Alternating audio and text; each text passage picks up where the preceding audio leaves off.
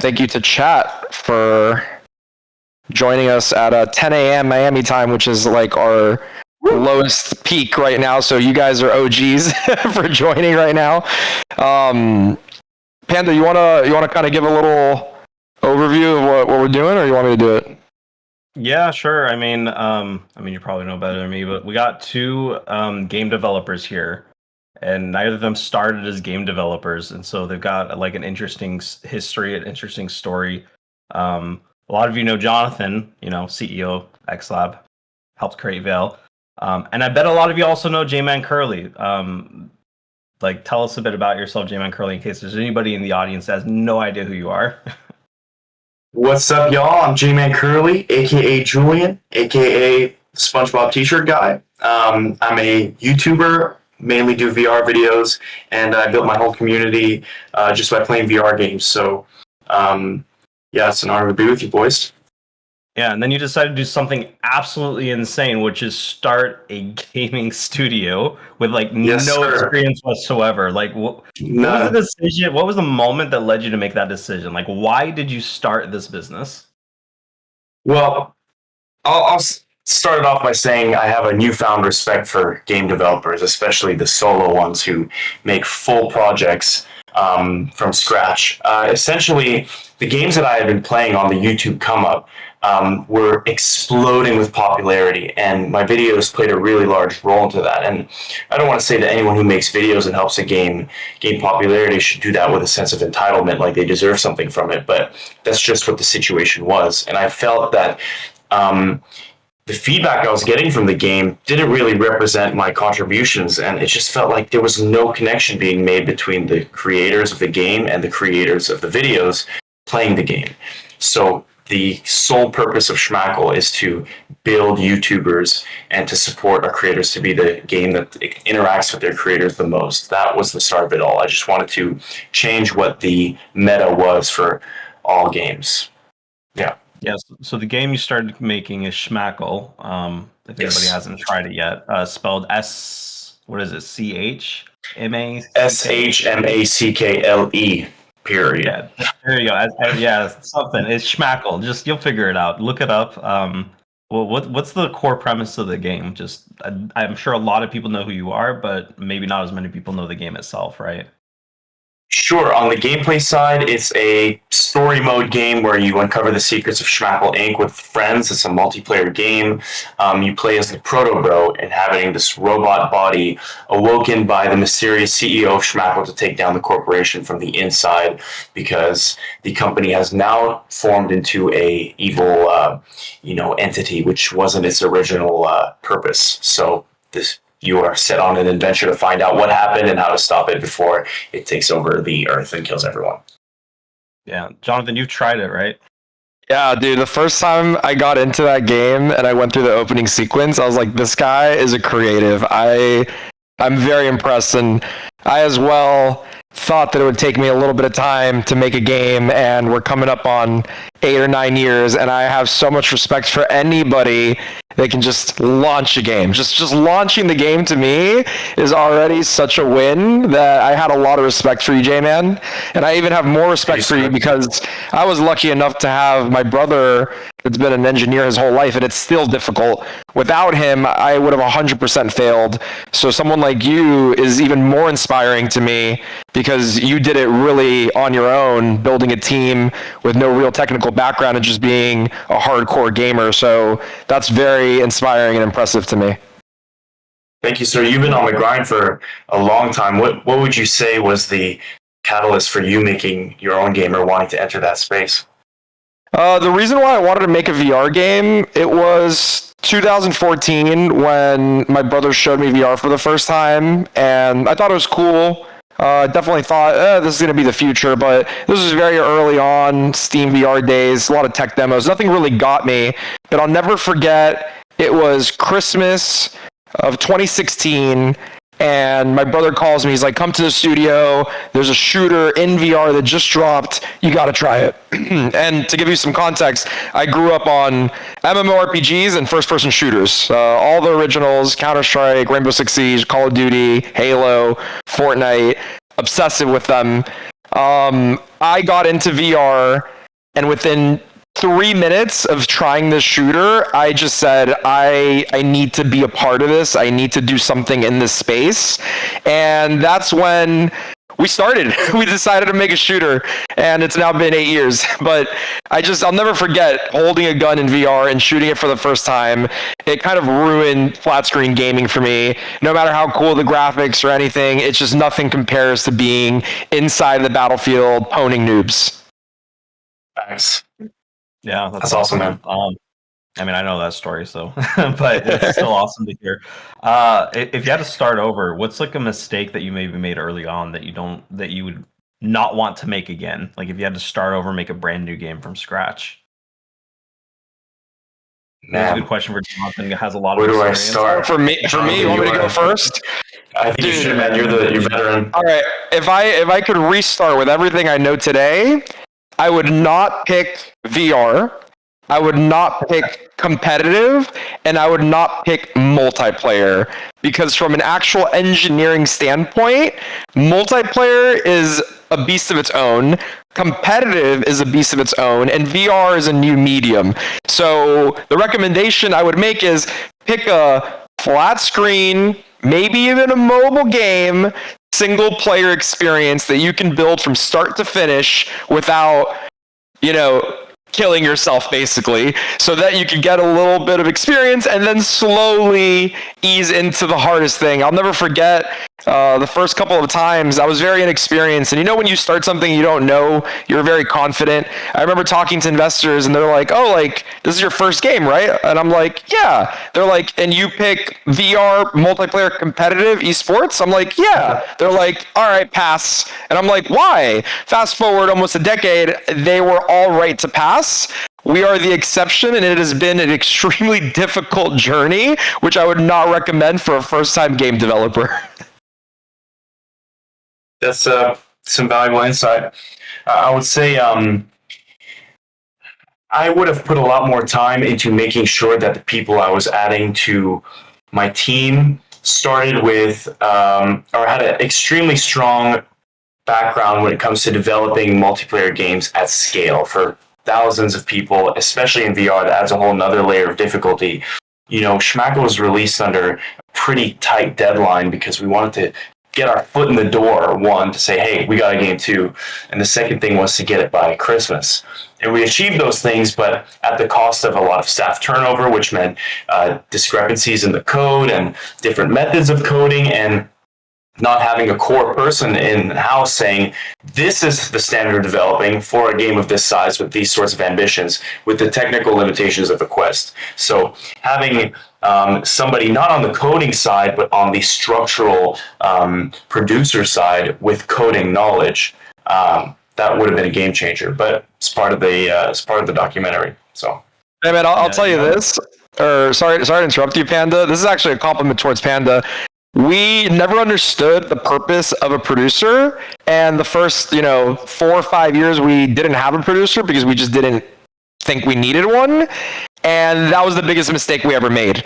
Lucky enough, Panda over here ended up learning a little bit of technical, a little bit of art, a whole lot of the big picture, and has become our lead executive producer.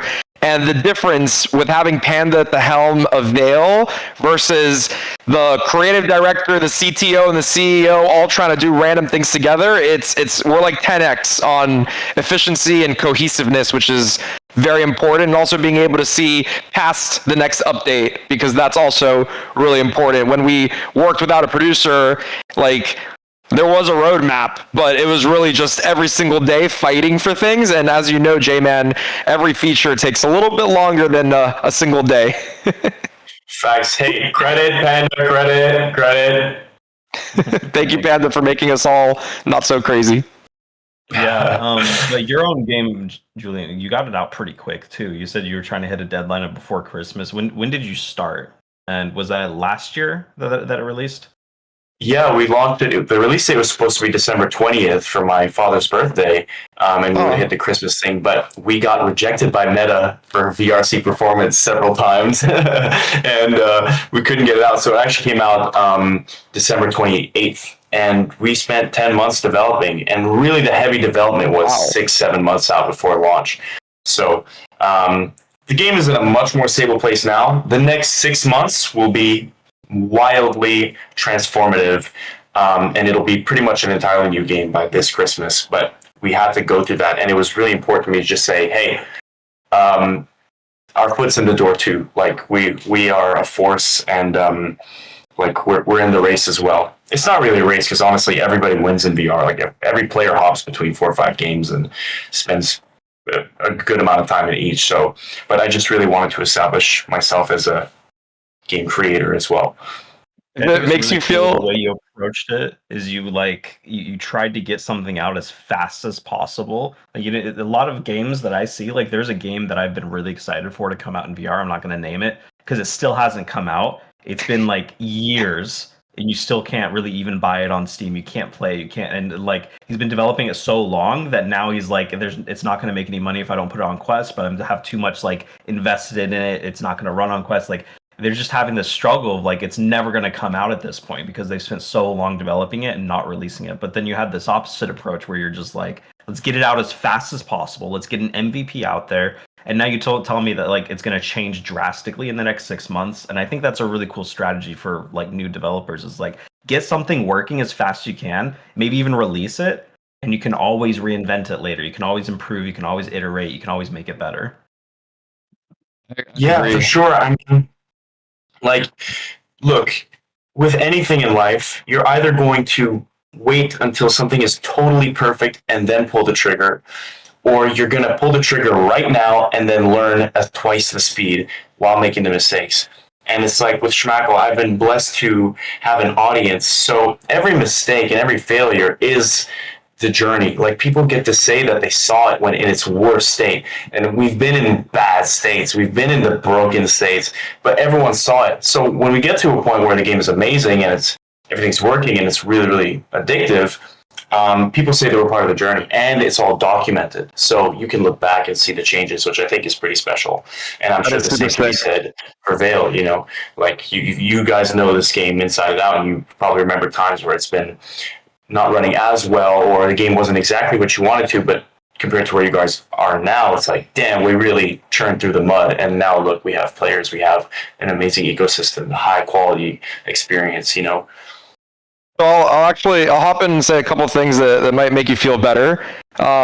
We initially wanted to launch before holiday season on Quest with Vail. We had over a year of lead time, and for similar reasons to you, our VR checks did not take 5 days to fix. We were launching February. We launched February 15 of 2024, and everyone's like, "Why did you launch February 15th? Like that's an interesting date." And we said, "Well, because we were 3 months late, and when we launched, we were still missing a lot of things." And going back before Panda's time, my brother and I always had this crazy idea of like, it needs to be perfect before launching. And I actually think that's been our biggest setback is waiting for perfection. Everything took forever. I mean, dude, by the time we launched on Steam, Steam wasn't even a thing anymore. It was all Quest. And then we were too late to Quest. It took us a year and a half. We never even thought we were going to go on Quest because we're perfectionists, we're purists, and we're like, we need that crazy PC VR system, the graphics. We need everything to be perfect. PC VR will take over. The truth is, accessibility, and even I used to use a Valve Index. I use a Quest 3 every single day. I don't even know what PC VR is anymore. Some developers on my team, thank God they're purists. They're really good at it. But that whole thing kind of got thrown out the window. And then Panda, I think you should talk a little bit about the new strategy that is the total opposite of Vail's ethos on our newest game mode, which I think is similar to J-Man. It makes me feel a lot better about it. Yeah, I mean, we just started testing our extraction mode just last weekend, and let me tell you, it's like the most bare bones basic, like I said in the video, reduce your expectations a ton. Like, it's insane how basic it is. And the idea is, you know, we have some people that are testing it right now. We're just going to keep iterating on it every single week, adding a couple new features, adding a couple new things. I really think that's the best way to do it, because the other thing too is like, if you spend too much time investing into something that you think is going to be great, and then you show it to people, they're going to, you know, maybe not think it's as great as you thought it was. So getting that real-time feedback like early is really, really nice, because then you get to really check yourself and realize, okay, maybe this thing I thought was going to make the game a 10 out of 10 isn't actually going to do it. And maybe this other thing I thought was just, a nice enhancement is actually what people want, and that's going to make it a 10 out of 10. Maybe this other thing is actually terrible and we should remove that. You get that real-time feedback a lot quicker and it's a lot better, right? Yeah. How did your audience react initially to this switch to Quest? Did they feel like we're so excited because we get to play it anywhere and it's more, So it's easier to use? that's actually a very interesting question. Initially, I feel like the community was upset about it, as were we. But it's something that we had to do. And we thought it was going to take 3 months to get to Quest. It took us over a year to get to Quest. We also did a huge engine upgrade from Unreal 4 to 5. I mean, I remember it was about, I'd say 14, 15 months. Panda was in the trenches of just gruesome development work without being able to show anything for it. But when we finally launched on Quest, people were so happy that there was other players and no one even cared anymore because Vail completely died. It just died. It died so hard that people were like, we're just happy there's players again. And then we got extremely lucky where now we have more players than ever and no one even cares anymore. I'd say right now about 5%, maybe 10% of our player base is on Steam. But we're doing a lot of really cool things that I think eventually the sweet spot would be about 20 to 30% Steam and then 70 to 80% on Quest. So yeah, that's kind of. Well, the good thing is it's not like half of your players are playing on controller and the others are on mouse and keyboard. It's the same input. Yeah, so that's actually so true. You know what I mean? There's a new game that just came out on console. It came out on, I'm not going to say the name, but there's a game I'm obsessed with on PC, Steam VR, flat screen. It's the only flat screen I like right now. And it's coming out on console. They just did a beta. And dude, they had to put so much aim assist. And it's just, you can't play a shooter cross-platform between PC and console. I mean, PC just stops. So it's pretty rough. I see. Yeah, I think Quest fusion effects only getting way better. Vail's going to look exactly how it does on PC on a Quest very soon. We're getting there. Yeah. Honestly, with our latest update, it's pretty good. We had added dynamic resolution, which I think a lot of people really started to notice. I didn't realize how big of an upgrade it was going to be, but now when you have headroom in Vail, it's going to look super, super sharp, like up to 1.2 times the resolution. And that's something we didn't have for a while. We just did an engine upgrade that allowed us to do that. So the gap is closing. Honestly, the Quest 3 hardware is amazing. It's really the Quest 2 is kind of holding you back just a little bit, but there's still a lot of people still on it. But as soon as everyone makes that transition to Quest 3, there's not going to be much difference between PC VR and Quest. Yeah, and also the race is go ahead, man. No, nothing. Something that I actually look at pretty consistently is what percentage of our user base is Quest 2 versus Quest 3 versus Quest 3S. And right now, it's actually been going down over time. Right now, it used to be 70, 80% Quest 2 when the Quest 3 was out. Now with the Quest 3S, today we're currently 40% of our player base on Quest 2. I just think that's a pretty interesting statistic because a lot of me and the other VR developers, we're all kind of talking about what percentage is it going to take for us to stop supporting Quest 2? Surprisingly, Quest 2 is still 40%, and it's a 5-year-old device. I mean, it's pretty impressive. We're talking about, some people say maybe when it's 20%, when it's 10%, you can finally stop supporting Quest 2, but we're all very impressed with how strong the Quest 2 is, even today at 40%. I mean, that's a lot. Yeah, facts. And this is a 10-year game. I mean, the amount of money Meta has put into devices and just where the technology's headed, you guys are establishing yourselves as the shooter. So whatever point it's going to be down the road, it's going to hit big once the next massive wave of VR comes in a super affordable and compact way. You know what I mean? Yeah. So maybe the chat wanted to know, Trop, you said one time that you found a lot of the dev team on Discord. How did you find them? How did you record them? And then maybe for Julian also, how did you find people to develop your game? Yeah, that's really interesting. When we first started the team, it was literally me, my brother, and 3 close friends, all in Miami. It wasn't until we got into the pre-alpha stage where we started a Discord and random people just started joining, getting behind the vision. And I've tried both. I've tried hiring people directly from LinkedIn. I've tried also recruiters, and I've tried community members that have, hundreds of hours or thousands of hours. The difference between a community member that actually cares about the game and someone with 20 years of experience, I'll pick the community member with 1 year of experience over someone with 20 years today. I learned that the hard way. But right now, I'd say about solid 90% of our team came directly from Discord or Reddit. And it's something that I think is our special secret sauce, but I would have never known this, at the time. And also, how do you find people to join the vision when you don't have a vision either? It's a chicken before the egg situation. But moving forward, our interview process is what are your stats? Like, how many hours of the game? What's your KD? Like we really care about these things. Like, do you have any crazy skins? I think that's really important today.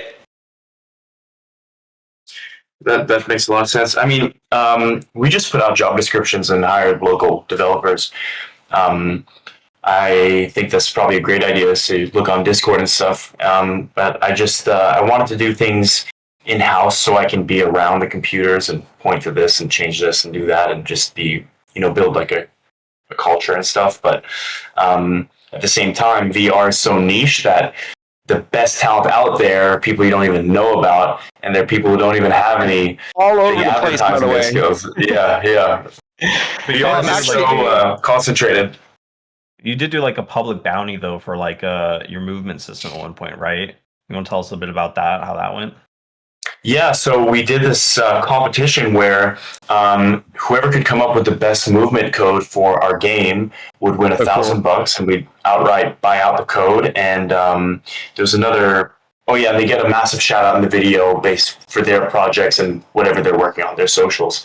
And we had like 4 people participate, and it was super interesting. And one of the codes were like one of the. The pack was awesome, and the code worked really well, and they hit all the criteria. So they got their prize, and we bought the code out, and that's what you feel in Schmackle right now. Actually, I don't think we're using that code anymore. We've moved to some hybrid between physics-based and raycasting, but it was just cool to get the community involved like that. And these kids who are just at home developing are now making a lot of money from this one little competition, and they get to show off whatever they're working on or get a bunch of followers from the video. So it was a win-win situation, and it was super cool to do, but I don't believe we're using that code anymore. So I'm sorry to whoever won. Hey man, something process. Yeah, something to mention, by the way, because it's actually something I learned in the game development process.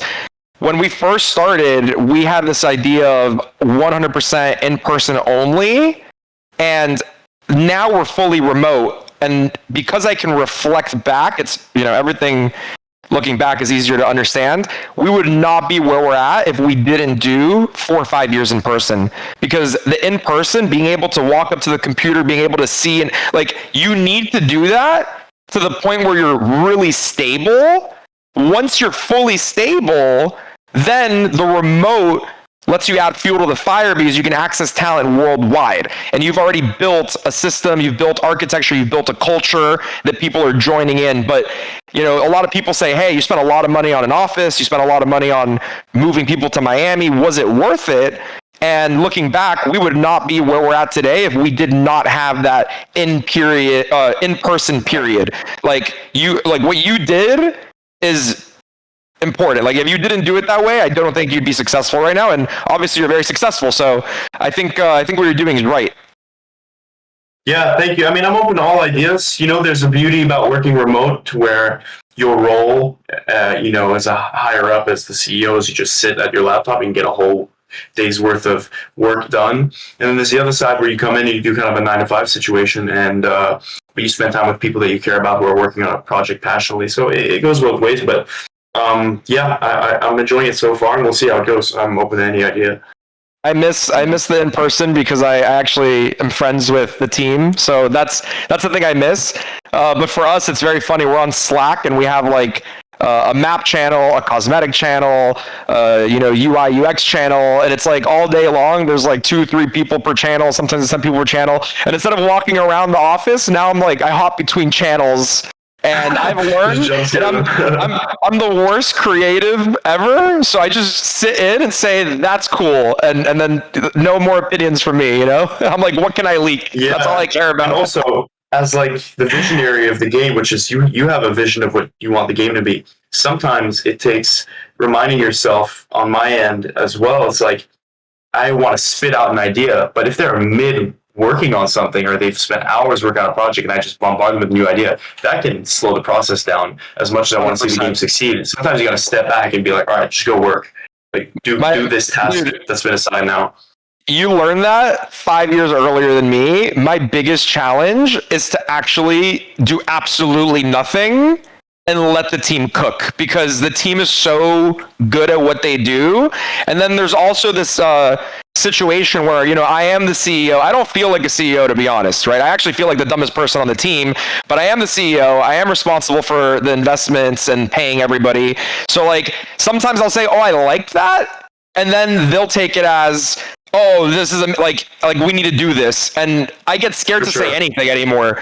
And having Panda is great because Panda is so critical, and it's not even. Remember, game development is extremely subjective. So how do you say something's good or bad when it's subjective? It's very difficult. Panda has been able to figure out a very good balance. So now, yeah, exactly what you said. I try to not say anything at all, and it works a lot better. But it's very difficult because I'm so passionate. I want to be there. So like that's my battle, right? Yeah, for sure. Julian, you got a really unique position because you started out like this big, massive, successful YouTuber, right? And then you went into game development. And that's not something that happens very often. In fact, I actually see more game developers turn into creators than the other way around, I think. So what's something that maybe... what's something YouTubers don't understand about game dev that you understand now, or maybe even vice versa? What's something like game developers understand that YouTubers should know? Man, I mean, a lot of game devs, let's see. Coming from the YouTube side, what YouTubers maybe don't understand about game development, I mean, the gaming world of YouTube is Roblox. That's really what it is. So developing on Roblox is probably an entirely different story. I don't know anything about it, but game dev is the ultimate art project. It's music, it's visuals, it's story, it's audio design, it's yada yada. Like it's the ultimate video because it's a movie you walk around in and experience over and over again. You know what I mean?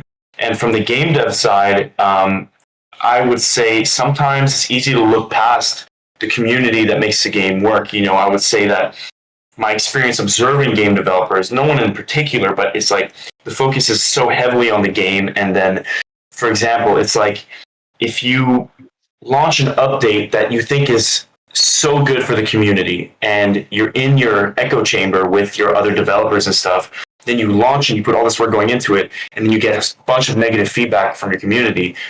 All of that could have been avoided had you been transparent from day one and gotten feedback. So it's like, I have something in mind. I'm definitely not saying it. But in recent times, I've seen this happen where a game development studio will think, oh, this is awesome. This is so good for our game. They're really going to love it. It's going to make our performance go up. But then it has a complete opposite effect. And from the YouTuber side, game development is probably triple hard. It's two different kinds of grinds. Both of them involve staring at a computer for hours at a time. But one of them is like solving this infinitely large Rubik's Cube, from what I understand on the coding side. YouTube is very creative. You start from the ideas of how can I engage someone and make them laugh. It's a different emotional response. One is super technical, and the other one is more like putting yourself out there as a person. So it's two different challenges. But I think every YouTuber should try making a game, and every game developer should create content from their game because they go hand in hand. YouTube is gaming and always has been since the early PewDiePie days and Call of Duty, and that's always been YouTube. Yeah, what you said, like game developers really do need to make content. Like that's super important. So, I mean, do you have what's it like being like a YouTuber, like marketing a game, and how do you have that balance of like, you're still doing your own content, but you also want to tell people to go play Schmackle? How do you bring people to go and play your game through your channel? Yeah, well, it's cool because the videos become about the game, how we made it, and the challenges and all that stuff. Right now, Schmackle is in a total background revamp mode. We're scooping out the guts and we're putting a V12 turbocharged engine in there. So there's a bit of an idle period before amazing features can start rolling out. But once they do, every time a map is added, every time a feature is added, every time a funny thing happens in a game, it can become a video.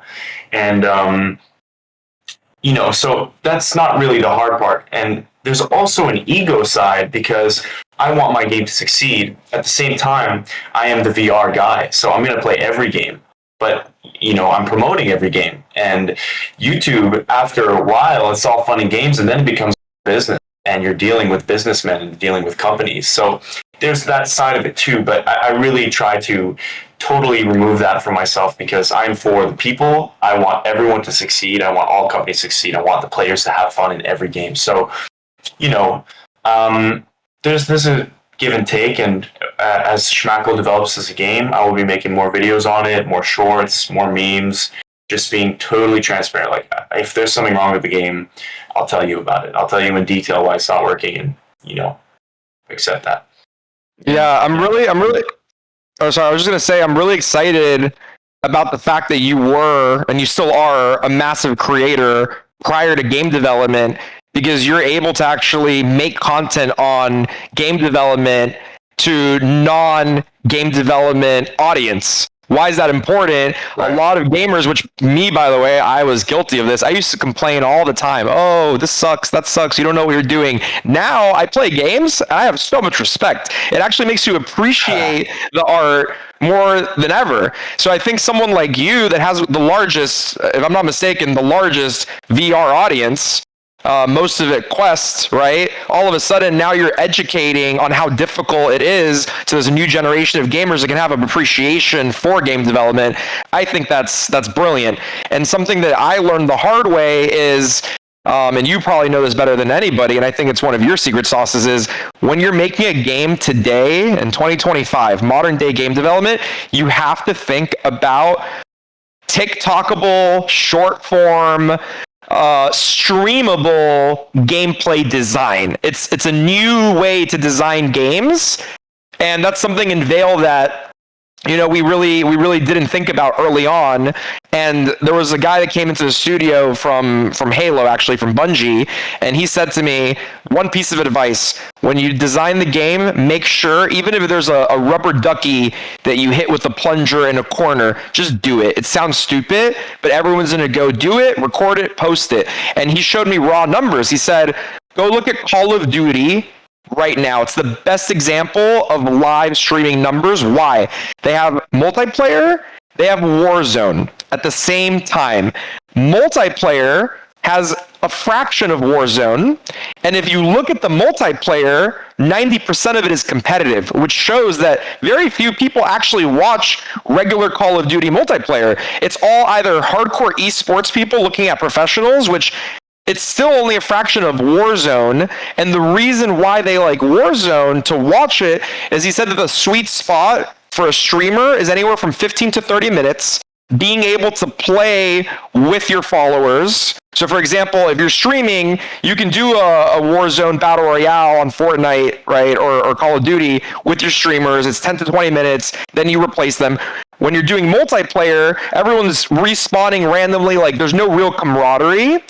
So it was very interesting to learn a little bit about all this. And I think it's one of the reasons why Battle Royale and extraction modes are so exciting to watch, at least to learn from you, J-Man, because you're obviously the king of content for GTAG.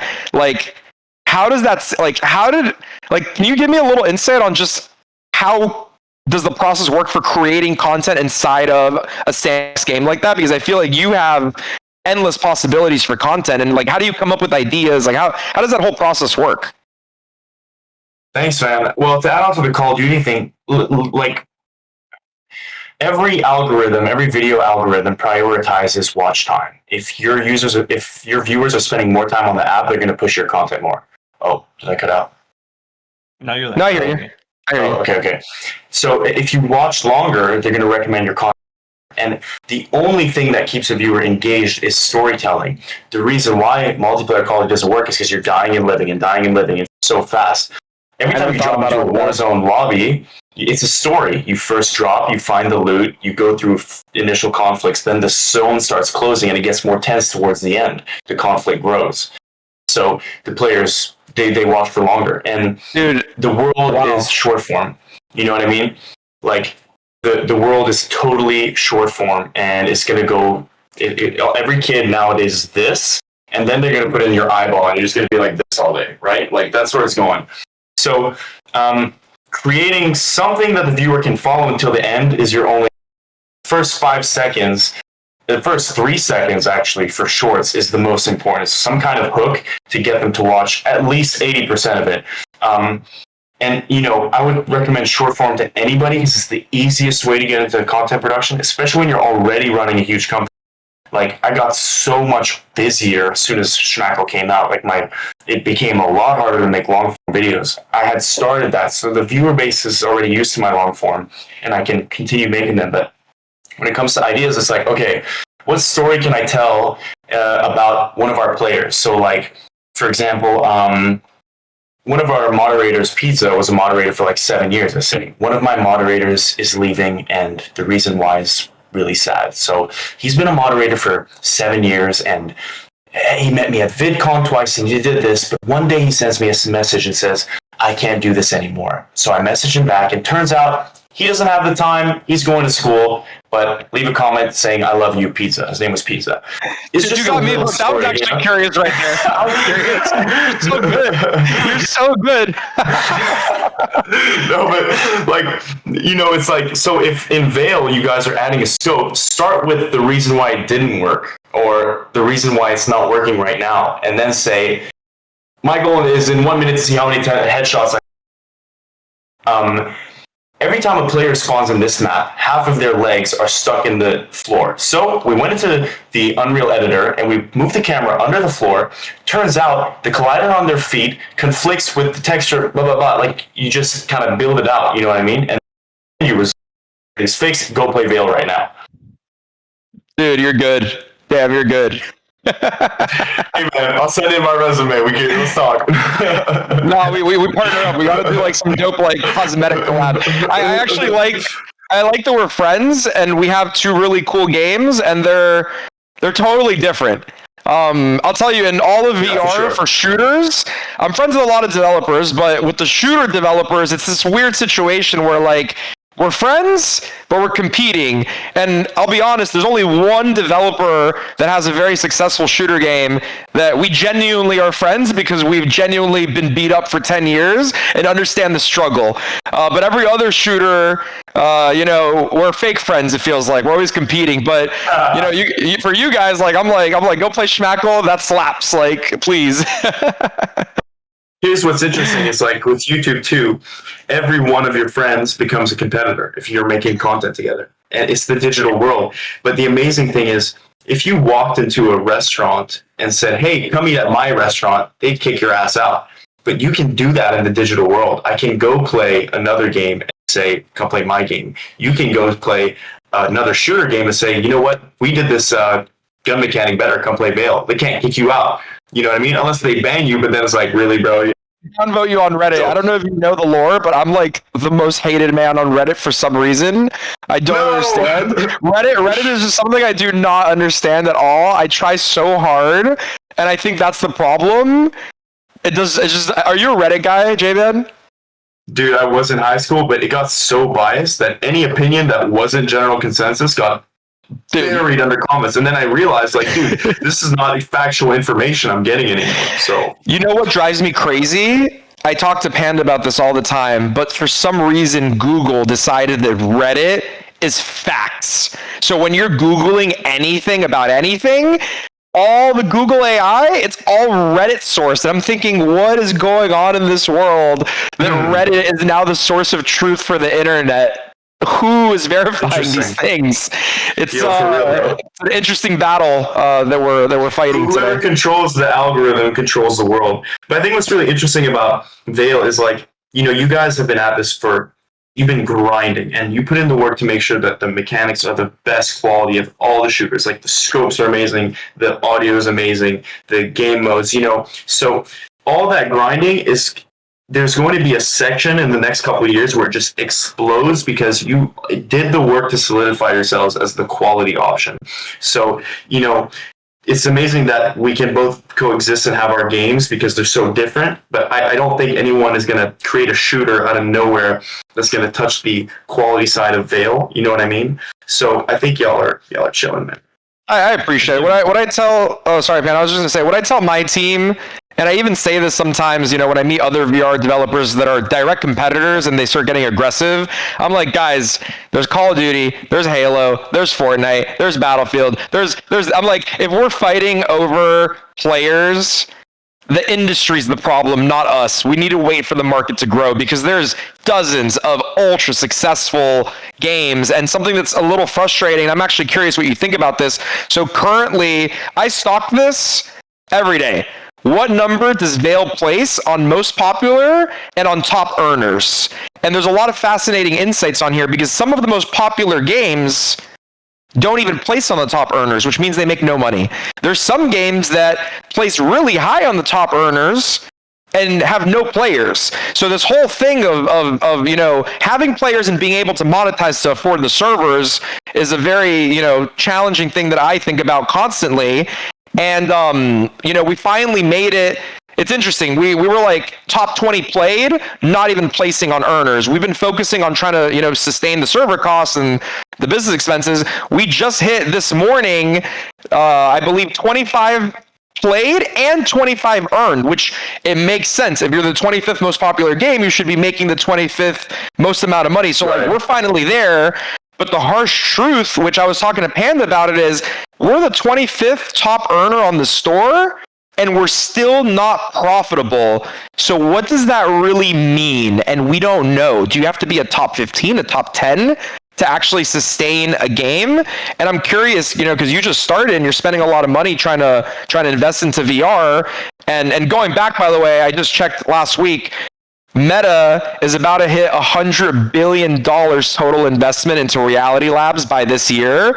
So it seems I feel poor. I feel poor, right, compared to Mark Zuckerberg, but I'm happy he's doing this. But then the question to you is, J-Man, how do you think about the current ecosystem? Do you have a date in your head where I need to be profitable so I don't lose my house? How do you think about these things? Because I'm curious. I mean, in all honesty, look, if you can amass an insane amount of players, the money will always come. And it's you can only sell things in game that are cosmetic. Otherwise, it's play to win, and no one likes that. And the entire player base is kids. They're young people, all Quest players. So it's whatever is sold in game has to make them feel badass, and it can't be crazy expensive because $5 is a kid's allowance, and they have to feel like it's worth it. So there's that kind of emotional side too. It's if I want to sell merch to get a 10% turnover of sales from let's say an 8 million total audience on platforms, that's generous. You know what I mean? So the larger the initial number of players is, the higher percentage will convert and actually pay. I'm willing to give some data that I've never said publicly. I just checked what percentage of our monthly player base spends money. You want to take a guess, J-Man? Have you ever looked at that from your side? What percentage of players actually spend money? Dude, it's buried deep in the meta dashboard, and I had an investor ask me what percentage of your user base spends money on a monthly basis. Take a guess, and I'll give you the exact number. There's 100,000 players. How many do you think spend $1 or more in a month? 100,000 players. How many spend $1 or more? I would say 8%. Okay, it's 2.5%. Do you know what what's considered good? 1% or more. Holy crap. Well, there's your answer exactly. We're double and a half. Just, when I saw that number, I was freaking out. I was like, oh my God, 2.5% of people. And by the way, we have about 300,000 monthly active users, but I said 100,000 just for, round number. An investor asked me, what percentage of your user base is spending money monthly? They showed me where to look. I didn't know it was even an option. I can show you later if you're curious. I saw 2.5%. I was scared to respond to the email, but I'm always honest and I'm always truthful about everything because, That's just what it is, right? So I sent it to him. His response was, "Oh my God, you're killing it." I go, "This is killing it to you?" He's like, "I invested in 10 VR games. Only 1 or 2 are beating 1%. I'm like, "Oh my God, that's crazy." But then we had a long conversation on a Zoom after. He said, "Look, most of the market is young.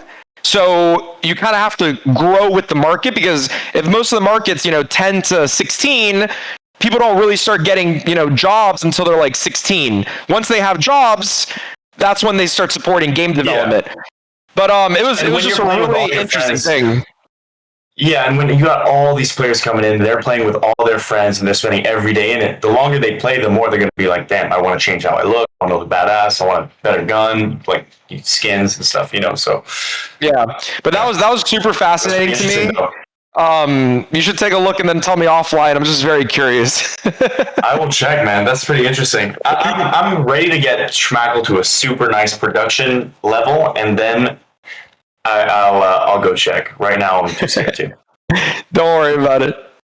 So I wanted to ask, somebody keeps asking in the chat about like VR conventions and what you guys think about like, physical, like in-person events. VR MLCon is one that happens every year that just happened in Arizona, where they had a Vail and a lot of other games compete on a stage in a LAN.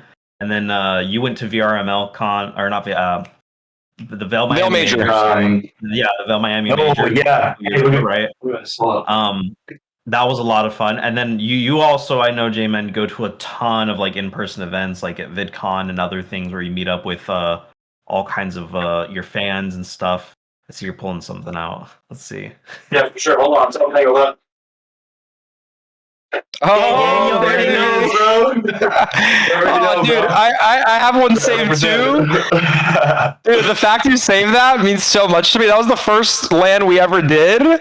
And this is the first lanyard I've ever been given, bro. No way. Dude, you're making me get goosebumps. That's so nice of you, man. Like that's beautiful. We've done, man, how many in-persons have we done now after we just finished the last one in Arizona? That's like the fourth one, maybe third or fourth. Yeah, I think it's the third. We did one in Miami, the first one in Miami. The second one was in Denver, and then we just did one in Arizona. Okay, hopefully, 10, 20 years from now, J-Man, you can auction that off on eBay, or let's just keep it. I'm keeping this, bro. No, I remember I had just met you there for the first time, and you hadn't slept in probably 2 days, and the venue was so cool because it matched the aesthetic of like the Vail world. It was very simplistic and like kind of, I don't know, futuristic or whatever. It was like an art house thing, right? It was a museum. It was an interactive museum that right. By the way, I met the founder of that museum. It's called Super Blue in Miami. If you want to look it up, it's insane. The price to host an event there was way out of budget. I brought him to our office, put him in our VR game, and he hooked it up for free. He's like, "This is the craziest thing I've ever seen. Like, you belong here." Now, what I didn't expect is how much it costs to build out the space. Right. Part of that first time learning experience, right? But dude, that makes me so happy. Thank you. And Panda, go ahead with your question, because I'm very curious to learn about that. Yeah, I just want to know what your thoughts are on like in person, because I know you go to a ton of them to meet up with fans, like at VidCon and other stuff.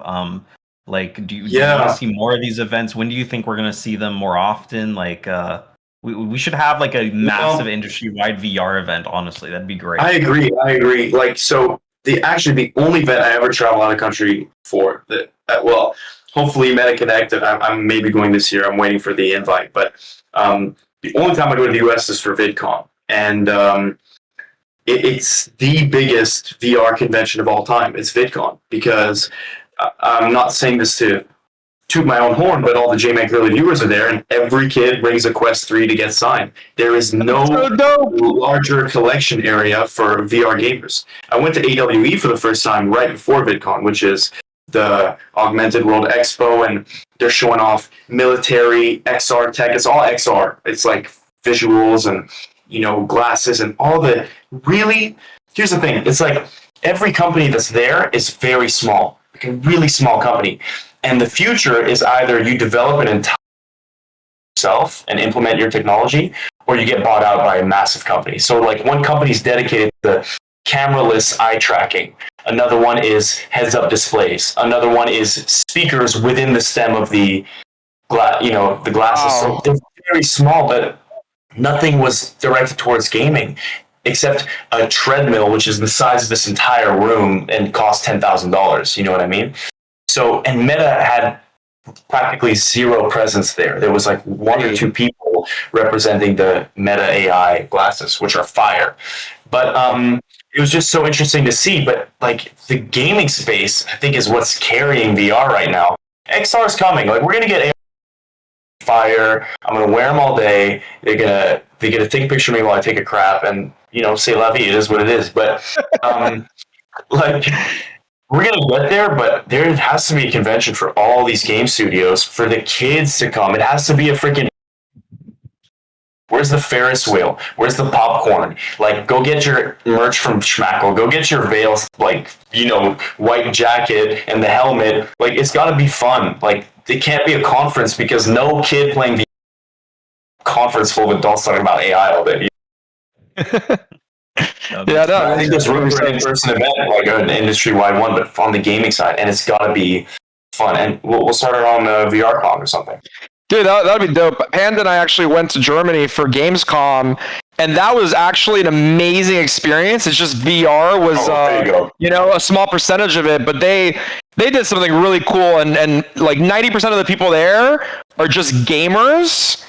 It's like fun. They sell anime, they sell Pokemon cards. You can try all the new games. There was like 20, 30 VR stations. And then what they did that was very smart is there's a separate building like right next door where all the business people go. So like you go there for business and it's very small but very powerful, but then 90% of people are paying like $10 and they're having like, it's like Disneyland for games. So I if you haven't been there, I highly recommend it. And also my brother just moved to Germany, so if you decide to check it out, you can go visit him.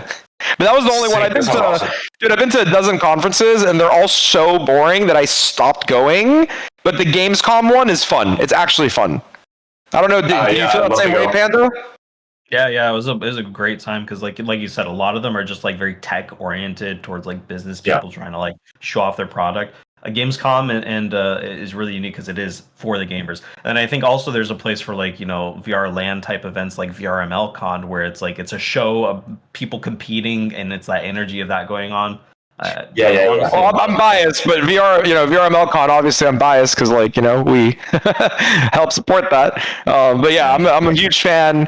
I think VR esports is the coolest thing in the world, and it's taken a lot longer to take off mainstream the way I wanted it to. But as you know, Vail Major, I forgot what year that was, 2022. We're now in 2025. It's only been 3 years. It's actually nothing in the grand scheme of things. And by 2030, I believe VR esports is going to be massive. Like, who's going to want to watch people sitting down on a computer when you can see people running around, right?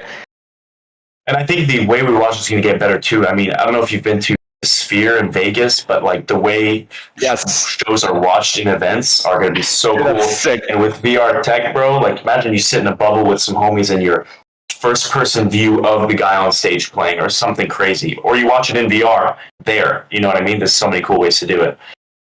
Yeah. Another question somebody put in the chat is they want to know about how you take criticism and implement it into the game. Like what's the best way to take like bugs, new features, and people just telling you your game sucks, and how do you take that feedback and make it better?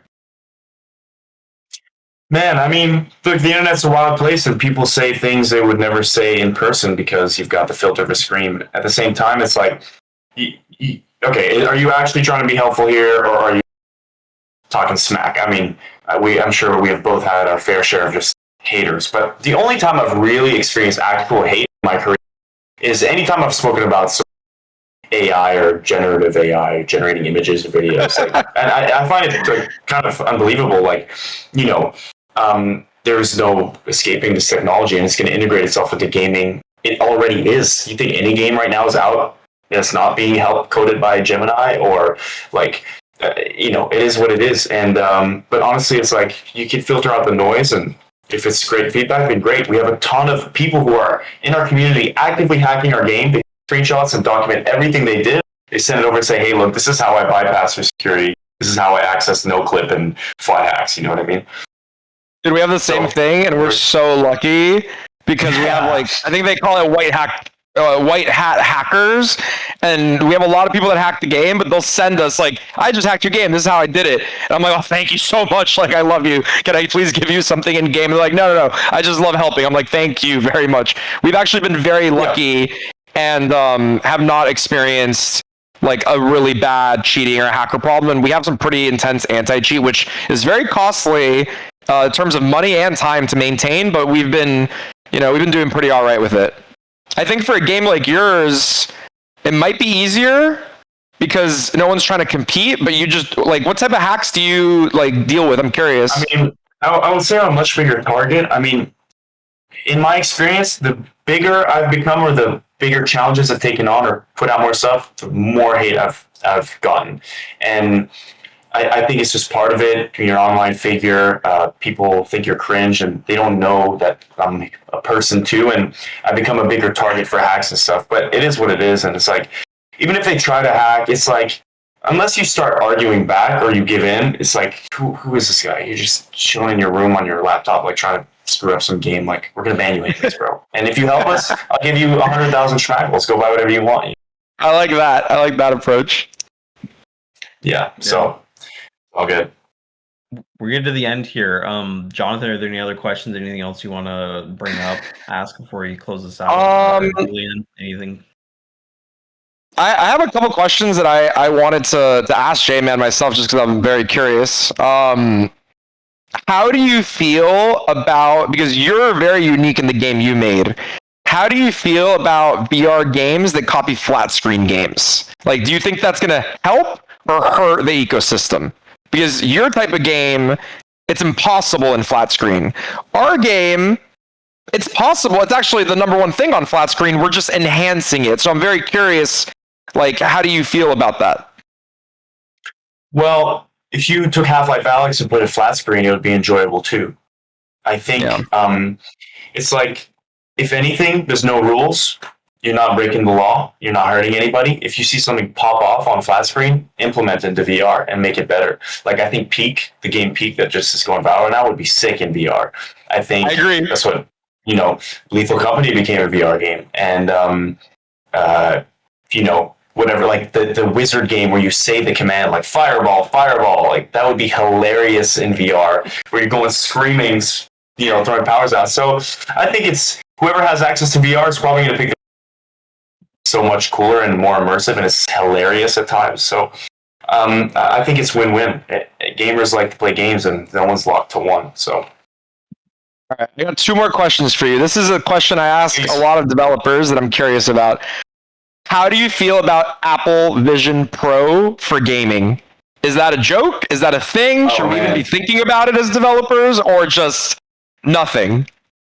Listen, bro, this thing, I've spent some time in this thing. It's a beautiful piece of technology. It's very advanced. It feels like the future. This is the only headset you put on, you're like, damn, this is some high-tech stuff. You're interacting. Gaming, I don't know what they were thinking with this. They put this out because they got nervous because Apple was not leading this. And then they launched AI way too early. It doesn't work properly at all. Siri is the stupidest assistant I've ever used. And it forwards all my commands to ChatGPT anyway. I don't necessarily want ChatGPT having all my information or reading my phone screen, which is my most personal device, like everyone else on this planet. And to log in, it scans my retinal data. The use cases for this aren't worth giving you my eyeball.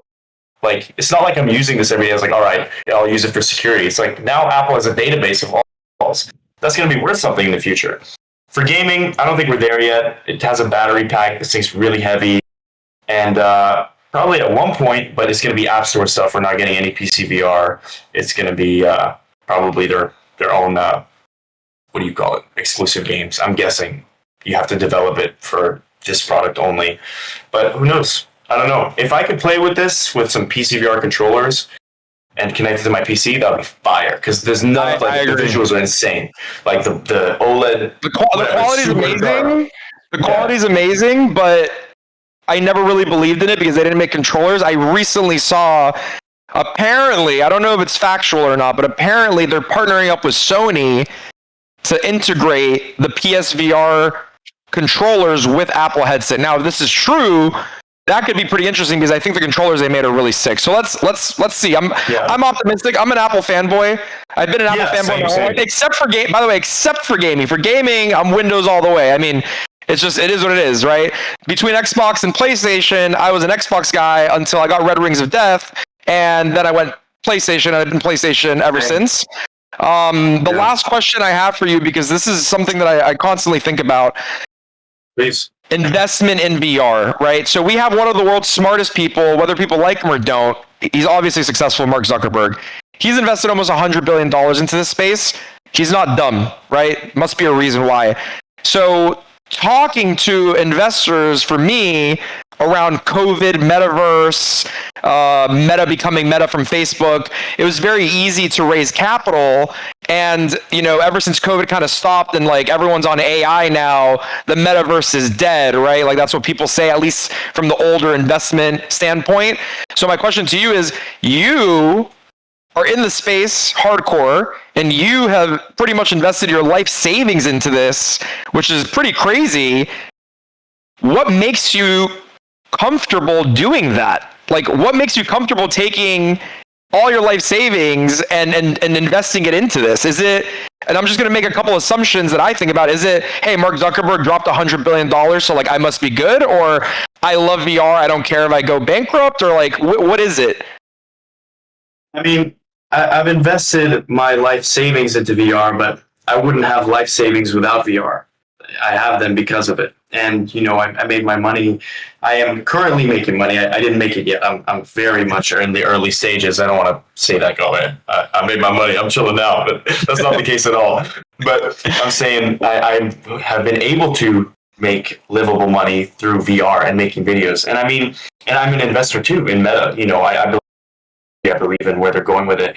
There's like two facets of where they can go. It's like, you're only going to get the VR gaming experience with a closed mask device, which is the Quest. And you're going to get the XR daily use, like a phone on your face with a pair of glasses. I think there's some confusion because they launched the Quest Pro, and I don't really know who's that for and what its purpose is. We have two active Quest Pro users out of 300,000. Two. Just letting you know. Well, it's probably because their grandma got the wrong one for Christmas, bro, and they have no choice. And, so, and then, then they launched the Xbox Quest collab instead of a Quest 4 because they want to promote cloud gaming. And it's cool, and I know it. But it's like, I want to see like some serious pushing towards beating everyone else to become the VR device. And the Quest 3S is amazing and it works, but we can do better. I know that the technology is evolving so quickly. So it's like, Mark Zuckerberg put $100 billion. He sees something. He knows a lot more than experimenting with stuff behind the scenes. I believe it's going to have a very bright future. The difficult part is waiting until that moment because it's going to have downs, it's going to have ups, and downs, and our entire livelihood and business is based off how many people are using this device. So, it's like I'm going to be a diehard VR user because I love the technology, I believe in it, and because I wouldn't be here without it. So let's just hope that MetaConnect they launch something crazy. That's very well said. I appreciate it. Panda or J-Man, do either of you have any questions or anything? When is the extraction mode dropping and when can I jump in? Panda. I'm going to say one thing, J-Man. If you want to play with me, you can play it. And I know you always make content to help us out, but please do not make content anytime soon. Panda can tell you why. Yeah, it's very early. You can play it every weekend. It's we're only letting subscribers play it right now. That was just a small group testing it. But I don't know.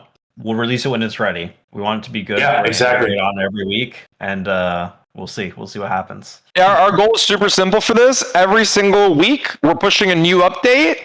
It's only available for like 3 or 4 time slots on Friday, Saturday, and Sunday because you obviously need like, I forgot what the number is. I think it's 6 teams of 3. You need 18 people per server. So we're doing 2-hour time slots. honestly, very surprised. I've done 3 of the 4 playtests so far, and I'm finding matches like this, which feels very nice. So for the time being, once a week update, 3 to 4 time slots on the weekend. Every week we're prioritizing new things, and obviously the goal is to have it ready by Christmas. But like, let's just see. Yeah, awesome. I mean, it'll never hurt to put all the effort into quality first, so that as soon as it drops. I mean, look, Halo Infinite is my favorite game right now. Schmackle has more players than Halo Infinite. They have like 1,000 Crazy. daily users. So, but it's like Halo is the biggest franchise ever, dude. I mean, they screwed up the launch like so badly that they can never recover now. It's been 4 years. So it's like put the effort into the quality now, make the best mode you can, and if it's enough by Christmas, drop that hoe. And honestly, Vail is the only game I really play casually on VR. Cooking in lobbies is so satisfying, and you get the hang of it. Guys, the number one trick to aim well is keep both eyes open when looking down a scope. I learned that. Dude, I didn't know that, and it's, you know, I'm one of the developers. Like, you're supposed to keep both eyes open, which is counterintuitive, but you're right. Yeah, for sure. Thanks for coming on, Julian. Thanks for chatting with us, and I think this was a really good time. Thanks to everyone in the chat that came and listened and watched. So, Yeah. Yes, it was an honor, boys. Thank you so much. I appreciate you very much, brother. I really enjoy you as a friend, and I always learn something. And Panda, I'll call you right after this because we need to figure out how to do better TikToks. Hit me up anytime, guys, and it's a pleasure knowing you, and I'm so excited to see what you guys work on in the future, for real. Yeah, same for you as too. well. I need to jump into Schmackle to see Awesome. those new updates. Yes, yeah, we'll let you know when we're cooking. It's going to be great. Awesome. Thank you so much, boys. I appreciate everybody's time. And thank you to everybody in the audience that showed up at 10, 11 a.m. Miami time. It means a lot. I'm very grateful. Thank you. See you later, chat. Bye, guys. Bye.